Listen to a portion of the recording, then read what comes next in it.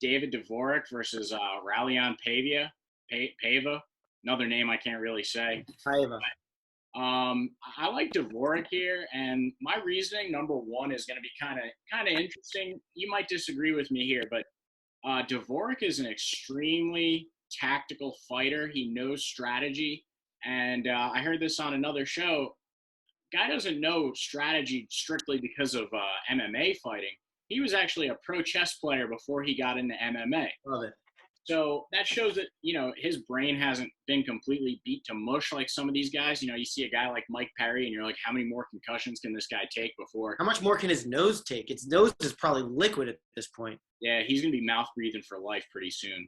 But he's on a win streak right now, and he's never been KO'd. He's gone to decision 3 times. And, when you talk about Paiva, he makes a lot of questionable decisions when he's out there, and I don't think that fares well against a guy that's super tactful in the way that Dvorak is.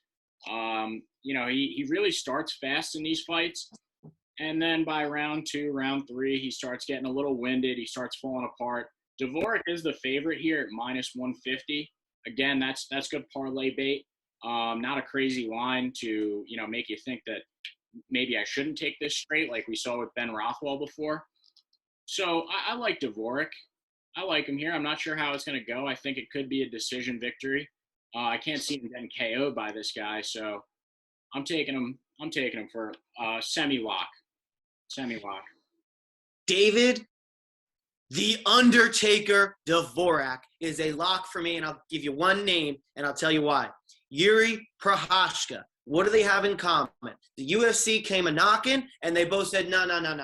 Let me go get better. I'm going to come in. I'm going to take the UFC by storm. He's 5-0 since coming in. He hasn't been stunned or KO'd. He's basically the complete package. He's great standing up. He's got a great ground game. He's got really good submission game. He's got really, really good ground and pound.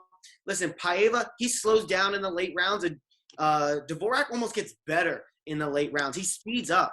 Paiva, he's a hittable guy, and, he likes to counter strike, so he's going to be looking to maybe take one to give one. But against a guy that is, 1, way more tactical, 2, has got a lot of experience outside the UFC and on a sick run now that he's inside the UFC, 3, has a much better nickname.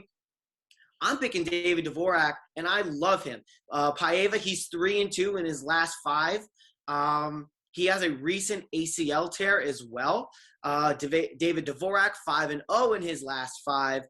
I'm not seeing anything that's given Paiva, I don't want to say he doesn't have a shot. It's fighting. Literally anything can happen. He can maybe take 1 or 2 and then, clip Dvorak with maybe a counter left hook or something. But at the end of the day, I'm putting a lot of money on David, the Undertaker, Dvorak. Skids, what do you got for me? I'm right there with you. I thought we canceled David Dobrik, but honestly, the way you guys are talking about him, I just don't think he can be beat. The Undertaker was 26-0 in WrestleMania for a reason. I'm going to go ahead and go David Dobrik by 100. Go ahead and stamp that, mail it in, and send it back to my P.O. box. Yeah, man. I'm almost surprised that you didn't take Pavia there. You guys have like a little bit of similar athletic history, as was brought up, but we don't have to touch on that too much unless I was actually gonna say, guy has an ACL tear. I've got arthritis. It's not easy to bounce back. I have to rub Voltaren cream on my knee every day I go and practice. This guy can't get enough Voltaren cream. David Dobrik is gonna mop the floor with this guy. Man, that's bad. I didn't know you had to use Voltaren. That's what my mom uses for her arthritis. That's sad, dude. My grandparents sent me it because they get a veterans discount. So shout out Nana and Papa. At least you got the hookup, man. If you had said what Voltaren cream was, I would assume it's what guys use to masturbate with. I have no idea what you could. It's an NSAID. It'll numb it out. Oof, I didn't even know that. I don't think I'll ever try it, but good to know. Shout out Blue Chew. Oh, yeah. Hopefully they sponsor us. That's a good sponsor to have.